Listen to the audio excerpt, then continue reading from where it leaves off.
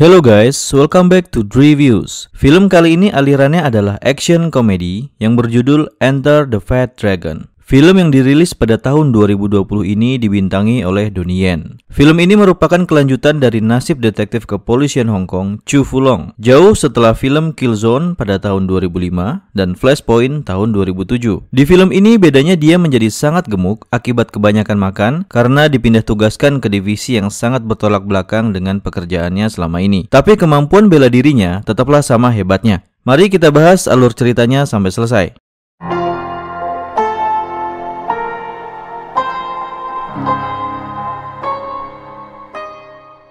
Film ini dimulai dengan Chu Long yang sedang melakukan video call dengan calon istrinya, Hoi Chu, yang adalah seorang aktris. Dia diminta mengambil uang di bank untuk mengirim angpau untuk Ibu Hoi yang berulang tahun ke-60 tahun. Dan sekaligus janjian bertemu di studio foto untuk foto pernikahan mereka. Dalam perjalanannya ke bank, dia menghampiri rekan kerjanya bernama Huang yang sedang menjadi mata-mata. Ini hanya untuk menyapanya saja. Kemudian dia sampai di bank dan menelpon Hoi. Tiba-tiba ada sekelompok orang menggunakan masker dan kemudian lampu bank mati total. Hal ini disebabkan oleh sekelompok orang yang mau melakukan perampokan di bank itu. Melihat semua orang panik dan ketakutan, Chu Long tidak bisa tinggal diam dan akhirnya dia melakukan strategi penyerangan dalam pikirannya. Tapi ternyata tidak berjalan mulus seperti diimajinasinya.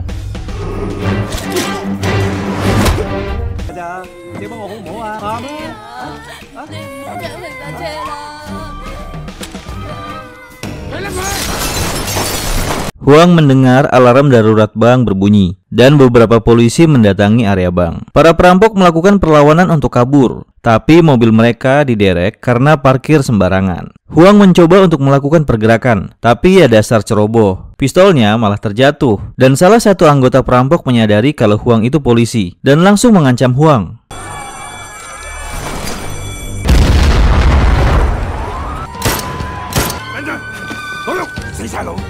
Para perampok itu akhirnya menggunakan mobil Huang untuk kabur, dan dia ikut di dalam mobil itu. Chu Long mencoba untuk mengejar mereka dan berhasil masuk ke dalam mobil itu juga. Dan dia langsung kasih pelajaran berharga buat para perampok itu. Dan satu persatu dari mereka pun berjatuhan ke jalan.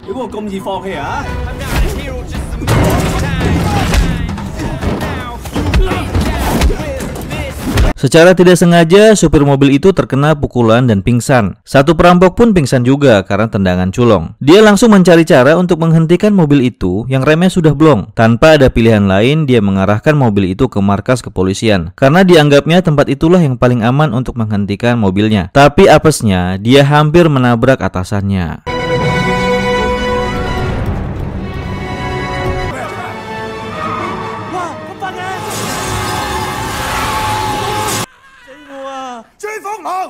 Setelah kejadian itu, Chu Long bertengkar dengan Hoi karena rencana mereka untuk foto pernikahan gagal total. Hoi memarahi Chu Long habis-habisan dan mau memukulnya bahkan menendangnya. Tapi apesnya Hoi malah jatuh dan menyebabkan ada masalah dengan tangannya dan dia dibawa oleh ambulan. Adegan selanjutnya terlihat Chu Long sedang mengemasi barang-barangnya dan sambil ngobrol sama Huang. Dia dipindahkan yang tadinya sebagai detektif kepolisian menjadi polisi yang bertugas untuk menjaga ruang bukti dan dokumen-dokumen penting kepolisian Hong Kong. Ini dikarenakan dia dianggap arogan, selalu ikut campur hal yang bukan urusannya. Yang lebih parah lagi, dia hampir menabrak atasannya. Kejadian inilah yang membuat Chu Long dipindahkan oleh komandannya.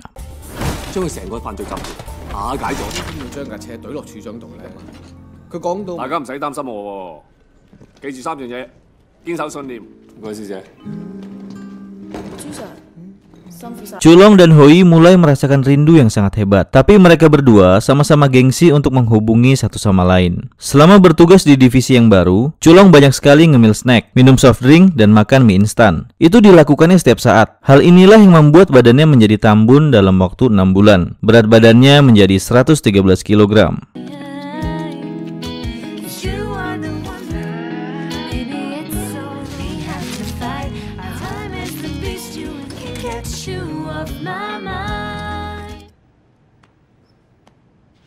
Chulong mulai merenungi nasibnya dan mencoba untuk menyemangati dirinya sendiri. Dia pun merayakan ulang tahunnya sendirian di kantornya. Di adegan lain, Huang mengajak Chulong ke rumah sakit untuk memberitahu bahwa ada satu pria korban dari ledakan yang terjadi akibat ulah perampok bank di awal film ini. Pria bernama Yong-er itu adalah warga Jepang yang berprofesi sebagai sutradara film esek-esek dan mengalami lupa ingatan. Di sini Chulong diminta Huang untuk mengantarkan Yong-er ke kepolisian Jepang. Selain mengembalikan warganya, kepolisian Jepang juga memiliki satu urusan penting dengan Yong-er. Di pesawat menuju Jepang, secara tidak sengaja Chulong bertemu dengan Hoi. Mungkin ini yang dinamakan jodoh ya. Terlihat suasana menjadi agak canggung. Chulong mencoba untuk mengajak Hoi makan malam bersama. Tapi belum sempat dijawab, ada seorang pria Jepang yang memanggil Hoi untuk segera duduk karena pesawat akan take off. Pria itu bernama Shimakura dan dia adalah salah satu petinggi Yakuza. Pria itu kemudian melihat ke arah Yong-er dengan tatapan tajam. Sepertinya ada sesuatu antara mereka berdua. Chulong pun tiba di Jepang. Dia disambut oleh Endo dan Maggie yang merupakan perwakilan dari kepolisian Jepang. Tugas Maggie di sini adalah sebagai penerjemah bahasa. Dalam perjalanan, mereka berempat berhenti di satu tempat peristirahatan. Endo membawa Yong-er ke toilet dengan alasan mungkin Yong-er perlu BAB, tapi hal itu hanyalah akal-akalan dia saja. Endo diam-diam berkhianat dan bekerja sama dengan Yakuza untuk menghabisi Yong-er. Tapi Yong-er berhasil melepaskan diri dari serangan Yakuza dan mencoba untuk kabur. Chulong mau tidak mau harus mengejar Yong-er, tapi sayangnya dia gagal.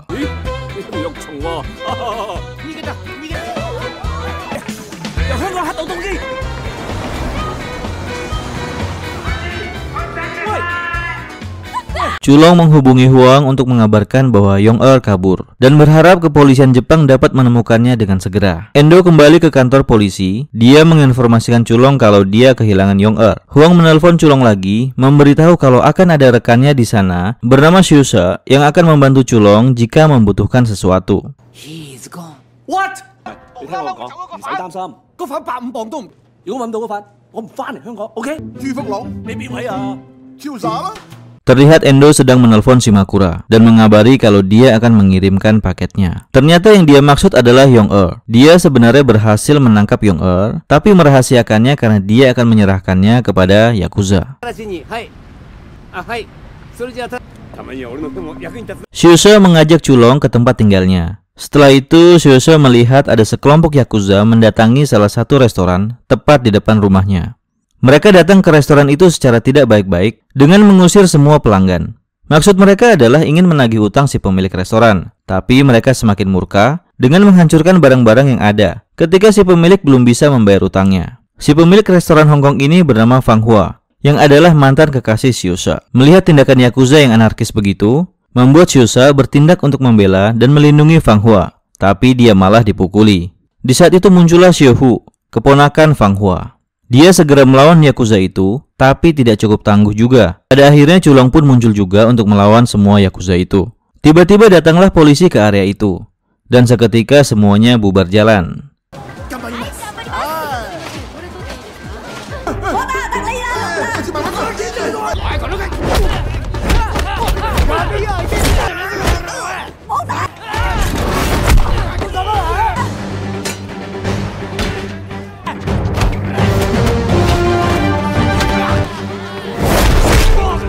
Yong-er pun akhirnya sudah diserahkan kepada Shimakura oleh Inspektur Endo. Tapi yang dilakukan Shimakura adalah menyiksa Yong-er sampai dia mau memberikan satu informasi yang penting. Dan ternyata Yong-er merupakan saksi yang memiliki bukti transaksi obat-obatan terlarang Yakuza di sebuah pasar ikan. Hal itu terjadi ketika Yong-er sedang melakukan proses pembuatan film esek-esek. Dia melihat dan merekam transaksi obat terlarang para Yakuza itu. Dengan cepat, dia menyalin hasil rekaman itu ke HP-nya. Tapi setelah itu dia ketahuan dan berhasil kabur meskipun kameranya tertinggal. Maka sejak itulah dia dikejar-kejar oleh para Yakuza. Di saat ini, Yong-er masih dalam kondisi lupa ingatan sehingga dia tetap pasrah disiksa habis-habisan.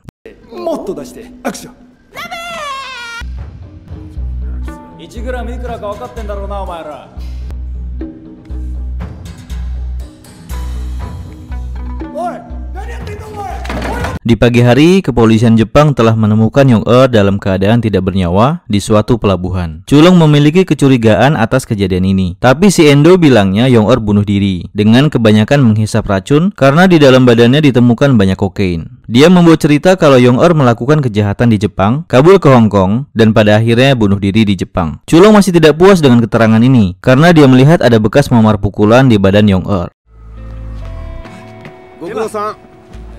一緒もあったやつは喺香港自殺，要翻嚟日本自殺咧？君たちの国の言葉で嘢好長氣啊！好，一個要自殺嘅人點解唔喺香港？ Chulong meminta Xiuse menemaninya ke tempat tinggal Yong-er, melakukan investigasi untuk mencari petunjuk. Dan dia menemukan HP yang disembunyikan di dalam bantal. HP itu memiliki kopian rekaman transaksi narkoba Yakuza di pasar ikan. 係咪呢度有㗎？係咁，要睇下走啦，我肚餓。揾到啊！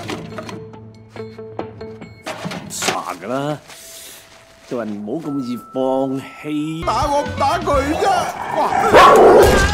Di dalam HP itu ada satu video yang tidak bisa dibuka. Xiuhu pun mencoba untuk memperbaikinya. Dan ada satu dokumen di HP itu yang membuat Xiuse ingin mengajak Chulong ke sebuah pasar ikan untuk melakukan observasi. Di saat yang bersamaan pun diadakan suatu acara oleh Yakuza di tempat itu. Dan bintang tamunya adalah Hoi, mantan kekasih Chulong. Ketika sedang berkeliling, Xiuse melihat ada satu ekor ikan yang terjatuh. Kemudian diambilnya. Dia coba mencicipinya, tapi tiba-tiba dia merasa teler. Karena penasaran, dia coba obok-obok ikannya lagi dan dia menemukan satu bungkus barang haram. Ternyata mereka melakukan penyelundupan narkoba melalui ikan-ikan itu. Kelompok Yakuza menyadari ada ikan yang hilang dan mereka mendapati Xiuse sedang memakannya. Dia dikejar dan dihajar Yakuza. Chulong kemudian datang menolongnya dan menghajar mereka.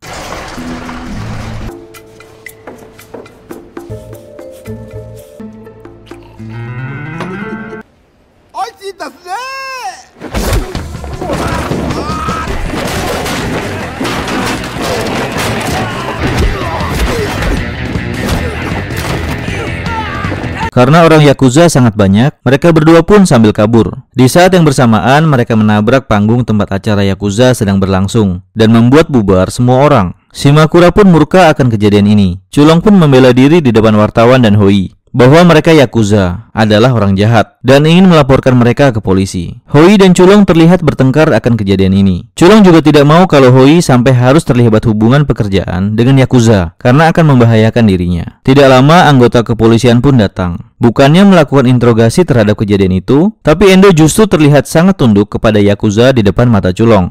I know who you are. Just get out of my town. I'm gonna call the police. I'm Hong Kong police. You are a bad guy. I'm a good guy. I don't Okay? care 嘢啊！佢係黑我知道啊，我淨係嚟做嘢，我有冇？少一絲，加埋嘅。Yakuza，先生。 Setelah kejadian itu, Chulong menghubungi Hoi untuk mengajaknya bertemu dan makan malam bersama sekaligus melepas rindu. Shimakura terlihat sedang meminta tanda tangan kakeknya, pemimpin Yakuza, untuk mendapatkan kekuasaan yang tinggi. Tetapi kakeknya tidak bersedia. Maka Shimakura memutuskan untuk menghabisi kakeknya sendiri beserta orang kepercayaannya. Di saat itu muncullah Hoi yang berniat untuk pamit pulang. Tapi secara tidak sengaja, dia melihat tindakan Shimakura dan Hoi pun tidak bisa kabur darinya.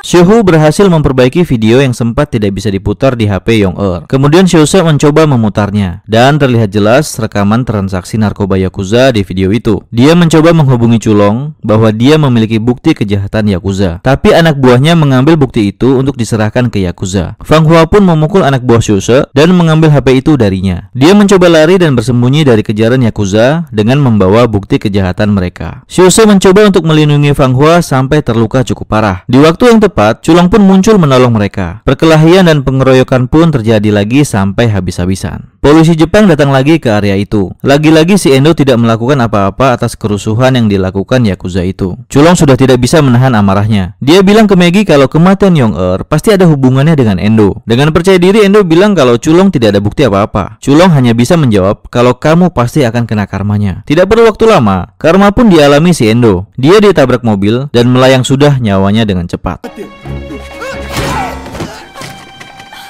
佢，我哋就唔使賣間鋪啦，走啊！使嘅啫你。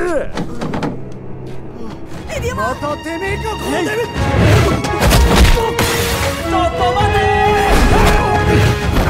你死佢一定有份。 What？本當？ Who do you think you are? Karma。 Setelah itu Culong mendapatkan telepon dari Hoi. Ternyata itu adalah Shimakura yang meminta Culong memberikan HP milik Yong-er sebagai pengganti nyawa Hoi. Dia meminta agar barang itu diserahkan di Tokyo Tower. Culong langsung pergi ke Tokyo Tower untuk menyelamatkan Hoi dan menunjukkan aksinya lagi dengan menghajar para Yakuza. Dia pun akhirnya beradu bela diri dengan Shimakura. Kemampuannya lumayan juga, tapi pada akhirnya dia tetap babak belur dihajar oleh Culong.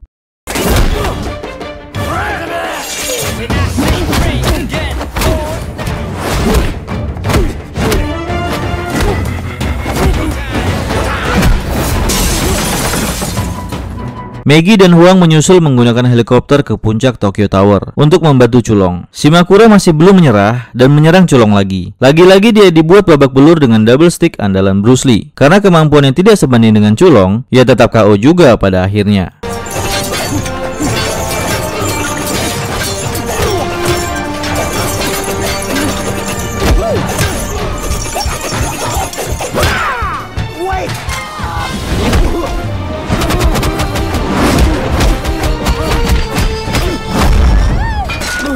Dengan kejadian ini, akhirnya hubungan Hoi dan Culong kembali membaik dan mereka melangsungkan pernikahan yang sempat gagal. Begitu juga dengan hubungan Shose dan Fang Hua. Mereka pun hidup bersama kembali. Yang bisa dikutip dari film ini, mungkin bisa dilihat dari bagaimana perjuangan yang dilakukan laki-laki untuk dapat bisa melakukan hal yang benar untuk hidupnya, serta juga pasangannya. Pertengkaran biasa terjadi, tapi itu hanyalah bumbu yang jadi penyedap rasa. Terima kasih sudah menonton sampai selesai, dan sampai jumpa di video selanjutnya.